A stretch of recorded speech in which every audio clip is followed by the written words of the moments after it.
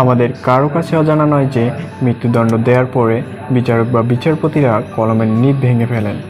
সেই ব্রিটিশ আমল থেকেই এই প্রথা চলে আসছে, কিন্তু তারা কেন এমনটি করে থাকেন তা হয়তো অনেকে জানেন না। বিচারক বা বিচারপতিদের এই কলমের নিব ভেঙে ফেলার পেছনে রয়েছে যুক্তিসঙ্গত কারণ বা ব্যাখ্যা। জানা গেছে এই কলমের নিব ভেঙে ফেলার কারণ একটি নয়, একাধিক। প্রথমত, এটি একটি প্রতীকী বিষয়। ব্যাখ্যা হলো যে কলম একজনের জীবন নিয়ে নিয়েছে, তা যেন আর কারো জীবন না নিতে পারে। দ্বিতীয় ব্যাখ্যাটি এর সঙ্গে সম্পৃক্ত।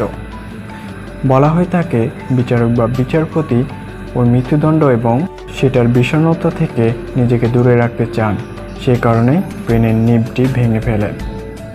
একজন বিচারক বা বিচারপতি তার দেওয়া মৃত্যুদণ্ড ফিরে নিতে পারেন না। তৃতীয় ব্যাখ্যা হিসাবে বলা হয় তিনি যাতে কোনোভাবেই মৃত্যুদণ্ড ফিরিয়ে নেওয়ার কথা ভাবতে না পারেন।